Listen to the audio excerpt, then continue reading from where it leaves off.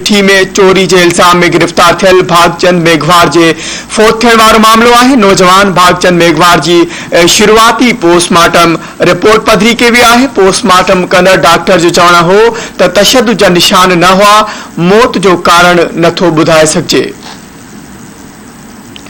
खबर के हवाले से नाज़रीन अवां खे हिकु भेरो ॿीहर आगाह कंदारूं या अहम खबर अवां सां शेयर कंदारूं त डॉक्टर वधीक चयो त जुज़ा वठी लेबॉरेटरीज़ ॾांहुं उमाणिया आहिनि। रिपोर्ट अचण में हफ़्तो लॻंदो। खबर के हवाले से नाज़रीन हिकु भेरो ॿीहर अवां खे आगाह कंदारूं त मिठी में चोरी के इल्ज़ाम में गिरफ्तार थियल भागचंद मेघवार के फोत थियण वारो मामलो है, जंहिं हवाले से अवां खे आगाह कंदारूं त नौजवान भागचंद मेघवार की शुरुआती पोस्टमार्टम रिपोर्ट पधरी कई वई है। पोस्टमार्टम कंदड़ डॉक्टर जो चवण हो त तशद्दुद जा निशान न हुआ, मौत जो कारण नथो बुधाए सके।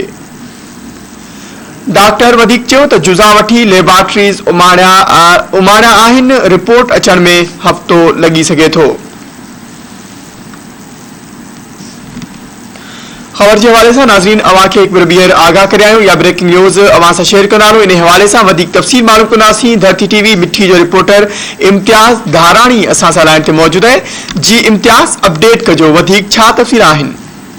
जी बिल्कुल पुरअसरार नमूने जो मिठी जे थाने जे लाकअप में फूट थियल नौजवान भागचंद मेघवार की इब्तदाई जो पोस्टमार्टम की रिपोर्ट जो वो पधरी कई वही है। डॉक्टर आदि मोहम्मद नकवी उन्होंने त तशद्दुद जा निशान न पंहिंजो जो नज़र अची रहा हुआ ऐं उनखां जो मौत जो कारण है काज़ ऑफ डेथ फिलहाल नथो ॿुधाई सघिजे। जेसि ताईं लाॻापियल लेबॉरेटरीज़ के जेके असां जेके हिन जुज़ा मोकिलिया आहिनि उनखां पोइ जेको आहे हातमी जेको आहे पोस्टमार्टम की रिपोर्ट जो आहे उहो मीडिया जे अॻियां जारी कई वेंदी। उन्हनि जो इहो चवणु आहे त पंहिंजो असां जेको आहे जीअं पोस्टमार्टम जी डॉक्टरनि जेको टीम कई आहे उन इनिशियल इब्तिदाई रिपोर्ट मूजिब जेको आहे के बेड़ा तशद्दुद जा जेके निशान जेके चिटा वाज़ह अचनि जिस्म ते उहो न आहिनि। अवां खे ॼाणींदोलां त वारसनि जो मुसलसिल जेको एहतिजाज खां पोइ जेको फर्स्ट इन्वेस्टिगेशन रिपोर्ट जेको आहे FIR वो मिठी थाने ते SHO मोहम्मद सुमार मंगरियो